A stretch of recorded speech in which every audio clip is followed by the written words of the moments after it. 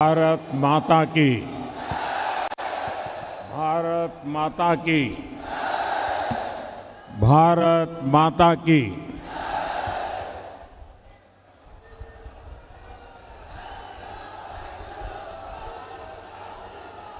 प्रभू श्री रामचंद्राच्या पावन भूमीमध्ये आणि श्री रघुजी भोसले महाराजांच्या शौर्याचा वारसा लाभलेल्या या रामटेकाच्या पावन भूमीला माझा साष्टांग नमस्कार।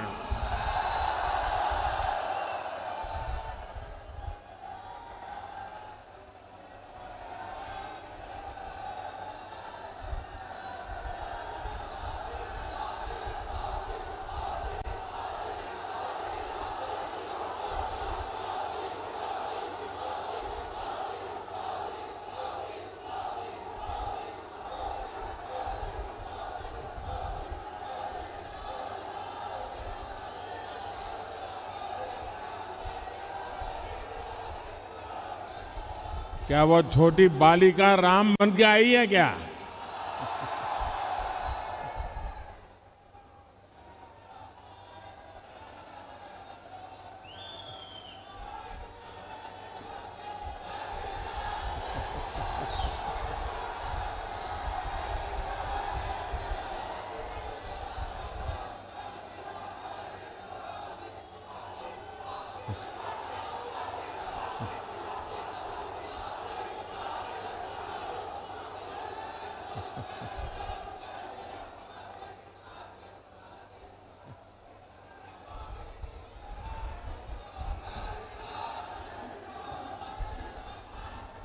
इस पावन धरा से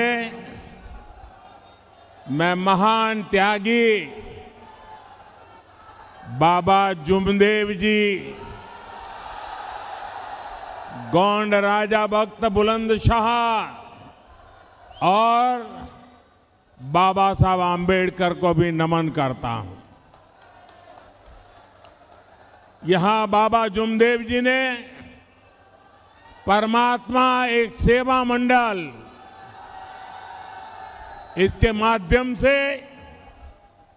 जो नशा मुक्ति का अभियान चलाया है उसकी जितनी प्रशंसा की जाए वो कम है। मैं इस अभियान से जुड़े सभी लोगों की सराहना करता हूं। साथियों, शाम हो रही है लेकिन आपका उत्साह देखकर लगता है कि अभी दिन शुरू ही हुआ है।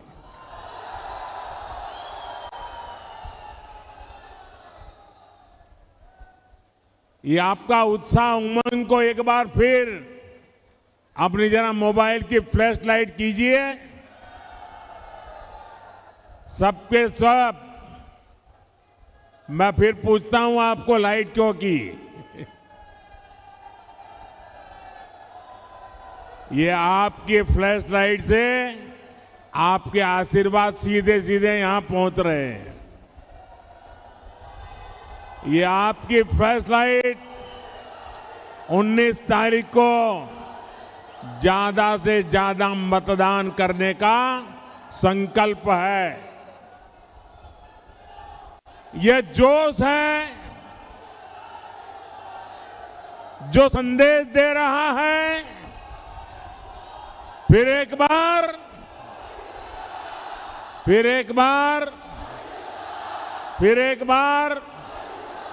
4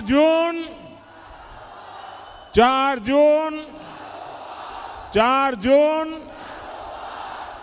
भाइयों और बहनों, 19 अप्रैल को आपको सिर्फ एक सांसद नहीं चुनना है, आपको अगले 1000 साल के भारत की नींव मजबूत करने के लिए मतदान करना है। आपको विकसित भारत के संकल्प के लिए मतदान करना है। साथियों, आजकल ये टीवी वाले, मीडिया वाले चुनाव को लेकर लगातार सर्वे दिखा रहे हैं। इस सर्वे में एनडीए की बम्पर जीत दिखाई दे रही है। लेकिन मैं आज मीडिया वालों की मदद करना चाहता हूं। ये सर्वे के पीछे ये मीडिया वाले इतना खर्चा क्यों करते हो भाई? इनको पैसा बचाने का एक फॉर्मूला आज मैं देना चाहता हूं। जब मोदी को गालियां बढ़ जाएं तो रुझान समझ जाइए, फिर एक बार जब ये लोग मेरे स्वर्गीय पिताजी या माताजी को गाली देने लगे तो समझ जाइए, फिर एक बार जब ईवीएम पर सवाल उठने लगे तो रुझान समझ जाइए, फिर एक बार।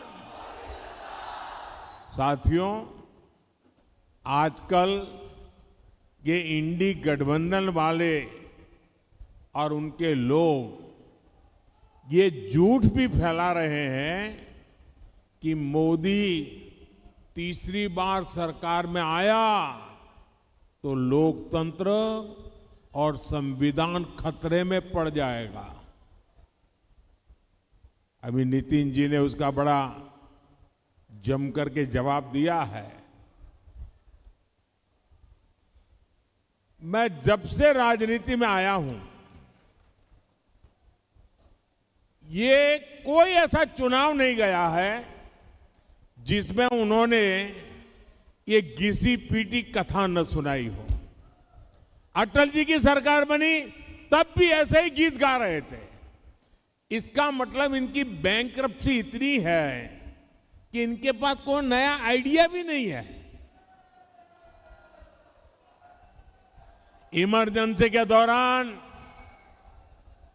क्या लोकतंत्र खतरे में नहीं पड़ा था? पूरब से पश्चिम तक, उत्तर से दक्षिण तक, अगर इन लोगों के परिवार का सरकार का एक प्रकार से कब्जा था, चारों तरफ वो ही नजर आ रहे थे, क्या उस समय लोकतंत्र खतरे में नहीं पड़ता था?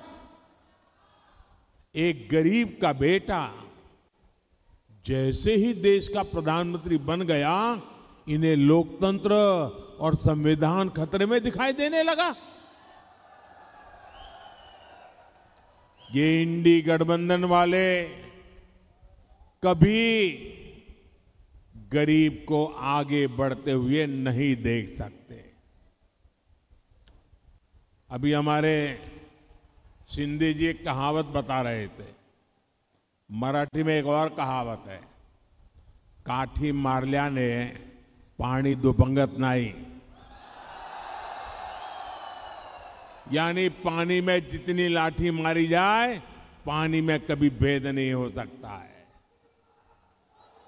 गरीब के इस बेटे पर ये लोग चाहे जितना हमला करे, मोदी देश की जनता की सेवा के संकल्प से पीछे नहीं हटेगा। साथियों, ये इंडी गठबंधन वाले पूरी ताकत से देश के लोगों को बांटने में जुटे हैं। वो जानते हैं कि देश के लोग एकजुट हो गए तो इंडी गठबंधन वालों की राजनीति खत्म हो जाएगी। इसलिए मैं महाराष्ट्र के लोगों से कहूंगा, देशवासियों से कहूंगा, एकजुट होकर देश के नाम पर वोट दीजिए। ये इंडी गठबंधन वाले ताकतवर हुए तो देश को खंड खंड कर देंगे। आज भी ये एक समाज को दूसरे समाज से लड़ाने में कोई कसर बाकी नहीं छोड़ रहे। आज भी ये भारत की संस्कृति को निशाना बनाना, उसका कोई मौका नहीं छोड़ते। हमारा ये रामटेक वो स्थान है जहां खुद प्रभु राम के पैर पड़े हैं।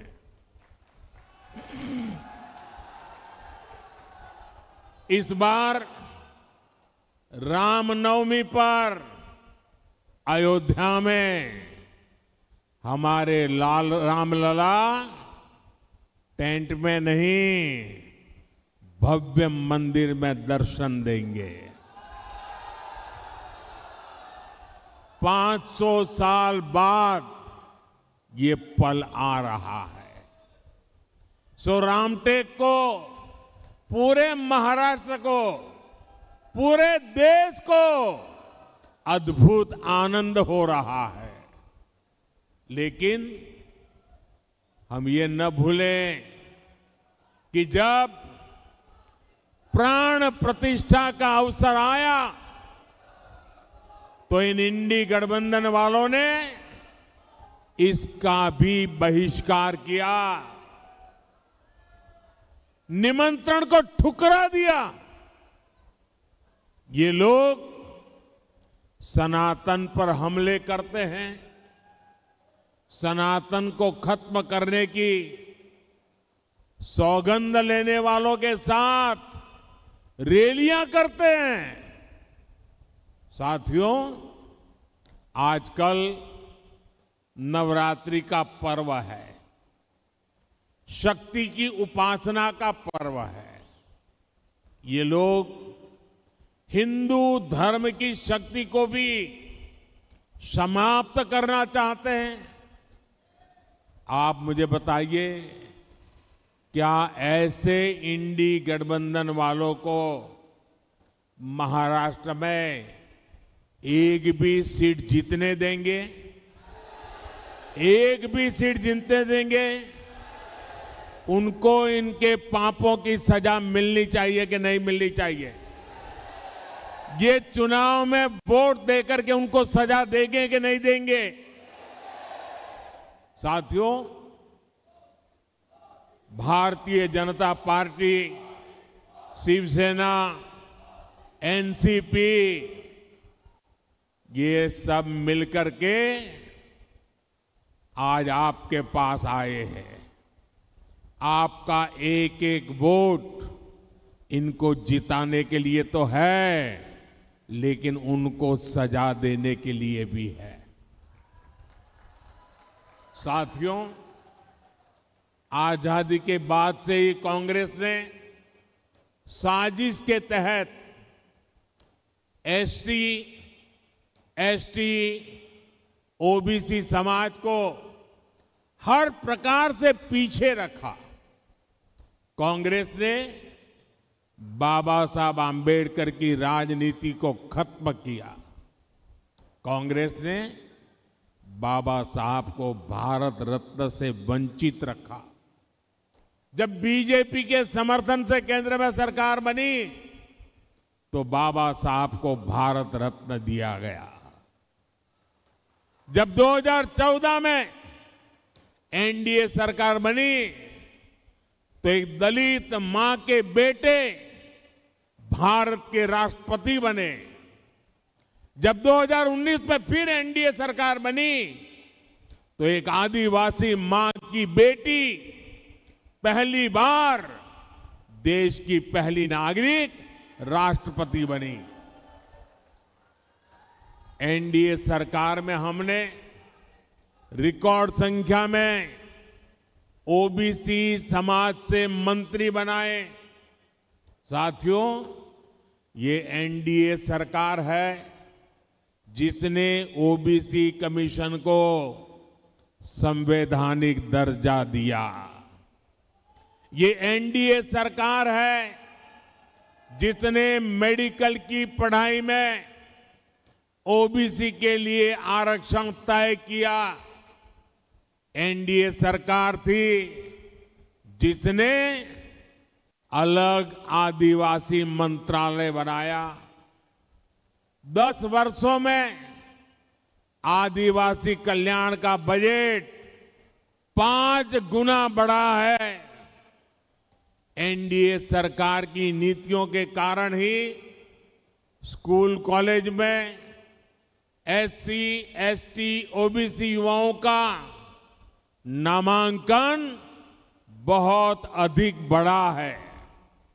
भाइयों और बहनों, सबका साथ, सबका विकास का हमारा ये मंत्र संविधान की सच्ची भावना है। लेकिन परिवारवादी पार्टियों ने हमेशा संविधान की इस भावना का अपमान किया। सामाजिक न्याय का झूठ बोलकर ये लोग सिर्फ अपने ही परिवार को आगे बढ़ाते रहे। इन लोगों के राज में दशकों तक एससी, एसटी, ओबीसी परिवार मूल सुविधाओं से वंचित थे। गरीब को सुविधाओं देने का काम, उसकी चिंता कम करने का काम ये गरीब मां के बेटे मोदी ने किया है। आज जब मोदी 100% लाभार्थियों को 100% योजनाओं के लाभ की गारंटी देता है, तो यही सच्चा सामाजिक न्याय है। यही सच्चा सेक्युलरिज्म होता है, क्योंकि उसमें भेदभाव की कोई संभावना ही नहीं बचती।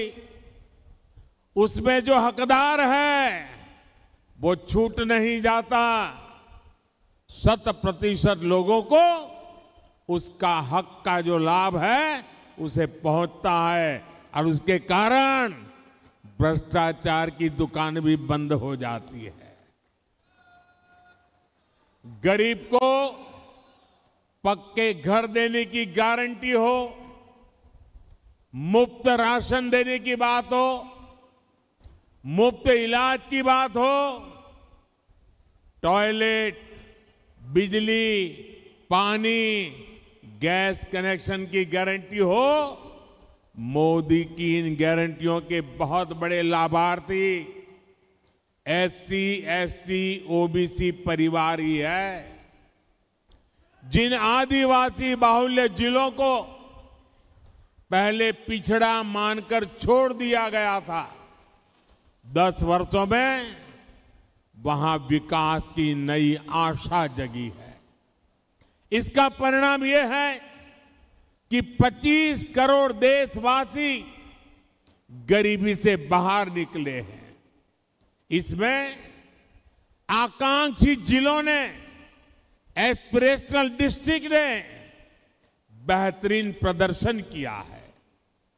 इसलिए मैं कहता हूं कि जब नीयत सही तो नतीजे भी सही।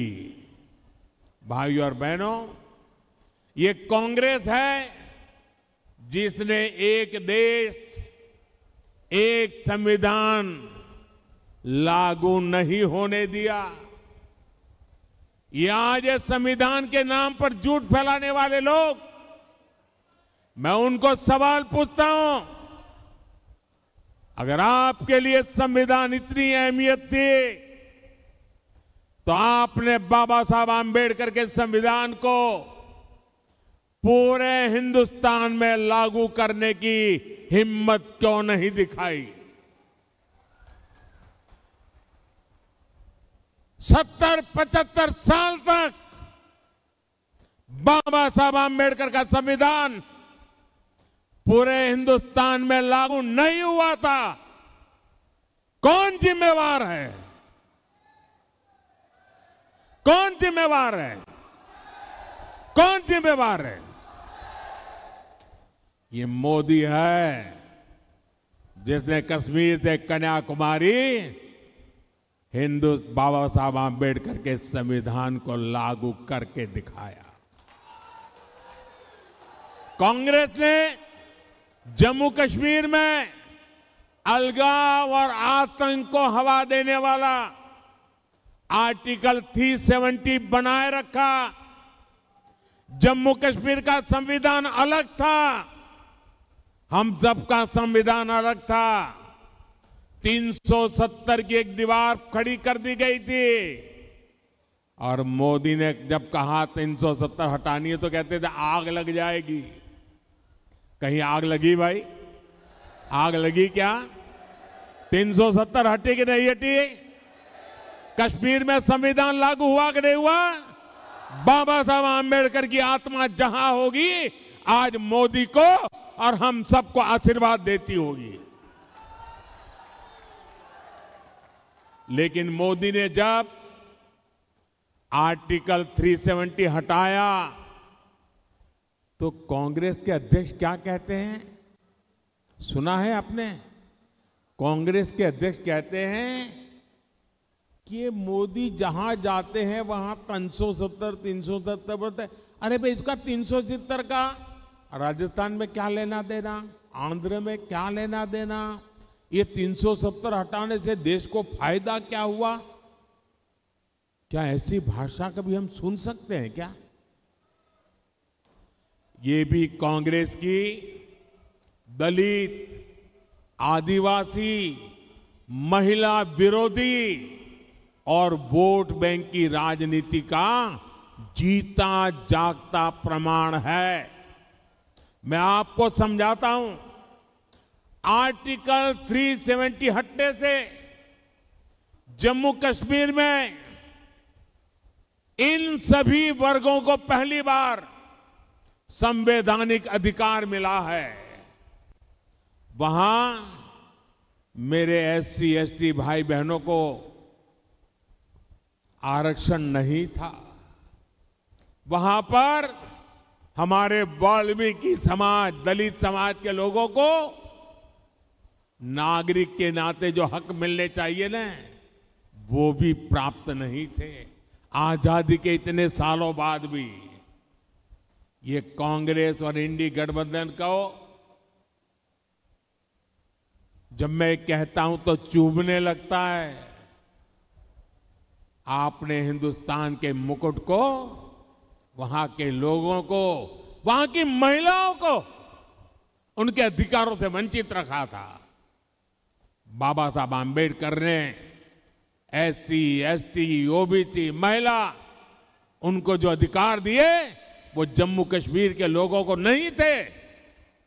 और आप संविधान के नाम पर देश को मूर्ख बनाने की कोशिश कर रहे हो। भाइयों बहनों, कांग्रेस नागरिकता देने वाले कानून सीएए का भी विरोध कर रही है, क्योंकि इसके भी सबसे बड़े लाभार्थी दलित है, बौद्ध अनुयायी है। अगाड़ी वाले कितना भी विरोध कर लें, सीएए के तहत हर हकदार को नागरिकता मिलकर रहेगी और ये मोदी की गारंटी है। भाइयों और बहनों, ये जो अगाड़ी है, ये जो इंडी गठबंधन है, ये विरासत और विकास दोनों के घोर विरोधी है। गोसी खुर्द बांध परियोजना को कांग्रेस ने दशकों तक लटकाया। इससे किसानों को कितनी मुश्किलें हुई। जब आपने एनडीए की महायुति की सरकार बनाई, तब इस पर तेजी से काम शुरू हुआ। इससे गोंदिया, भंडारा, चंद्रपुर और नागपुर जिलों के लाखों किसानों को लाभ हुआ। यहां पीने के पानी और सिंचाई के पानी के लिए एकनाथ जी, देवेंद्र जी और अजीत जी की टीम शानदार काम कर रही है, रात दिन काम कर रही है। हर घर नल से जल पहुंचे, मोदी की इस गारंटी को पूरा करने में ये मेरे साथी दिन रात जुटे हुए हैं। साथियों, विकसित भारत के निर्माण में हमारे किसान एक मजबूत स्तंभ है। महाराष्ट्र में पीएम स्वनिधि के तहत हजारों करोड़ रुपए किसानों के खाते में पहुंचे हैं। आने वाले 5 सालों में हम दलहन और तिलहन में आत्मनिर्भर होना चाहते हैं। 2014 से पहले कांग्रेस की सरकार ने करीब 600 करोड़ रुपए की दाल एमएसपी पर खरीदी थी और उस समय कृषि मंत्री कौन थे वो आपको मालूम है, याद है ना? आजकल वो भी मुझे गाली देने की कतार में खड़े हो गए। सिर्फ 600 करोड़ की दाल हमने 10 सालों में करीब 1.25 लाख करोड़ रुपए दलहन और तिलहन किसानों को एमएस के रूप में दिए हैं। फर्क साफ दिखता है। भाइयों और बहनों, नागपुर और विदर्भ का पूरा क्षेत्र आज आधुनिक सुविधाओं से सुसज्जित हो रहा है। आज नागपुर में IIM, triple IT, AIIMS, national law university है। आज नागपुर में मेट्रो की रफ्तार है। गोंदिया में बिरसी एयरपोर्ट का विस्तार हो रहा है। अमरावती में टेक्सटाइल पार्क बन रहा है। रामायण सर्किट और बुद्ध सर्किट पर भी काम हो रहा है, जो टूरिज्म को बहुत बढ़ावा देने वाला है। बाला साहब ठाकरे महाराष्ट्र समृद्धि महामार्ग से इस पूरे क्षेत्र का कायाकल्प होने जा रहा है। ऐसा विकास एक ईमानदार, मजबूत और स्थिर एनडीए सरकार ही कर सकती है। साथियों, 10 सालों में विकास के बहुत सारे काम हुए हैं, लेकिन ये तो ट्रेलर है।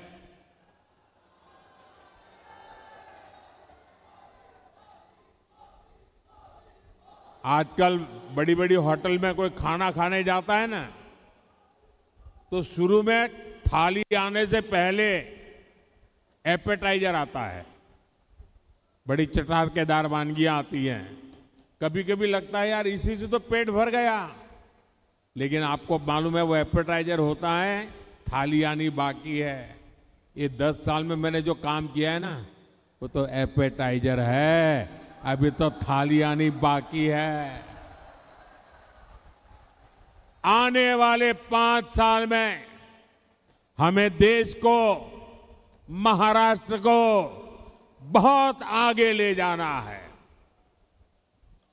और इसके लिए मेरे साथियों, मैं आपको गारंटी देता हूं, आपका सपना ये मोदी का संकल्प है। मैं आपको गारंटी देता हूं, हर पल देश के नाम, हर पल आपके नाम। 24/7 फॉर 2047। और इसके लिए 19 अप्रैल को रामटेक से राजू पारवे जी, भंडारा गोंदिया से सुनील जी और नागपुर से भाई नितिन गडकरी जी को भारी मतों से विजयी बनाना है। एनडीए के हर कैंडिडेट को मिला वोट मोदी को मजबूत करेगा। और लेकिन इसके लिए मेरी एक अपेक्षा है, पूरी करोगे? जरा सबके सब बताइए, पूरी करोगे? गर्मी कितनी ही क्यों न हो,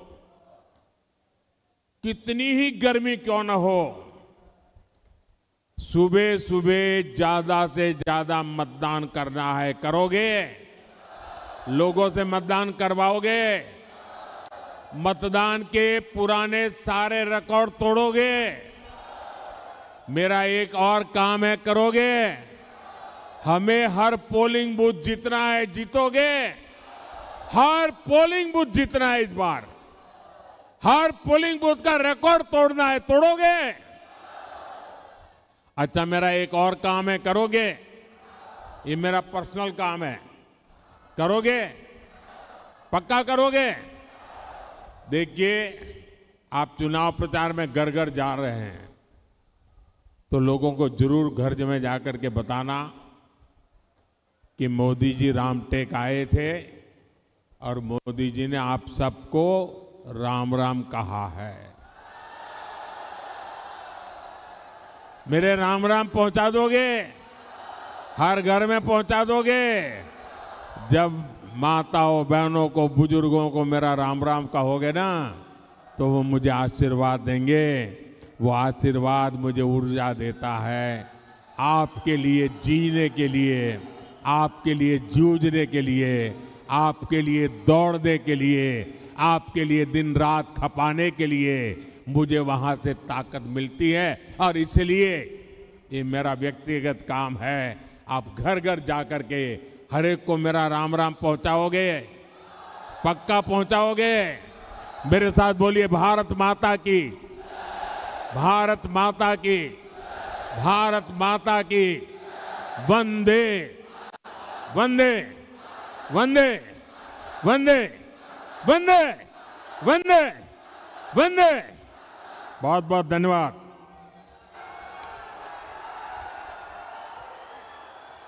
Thank you.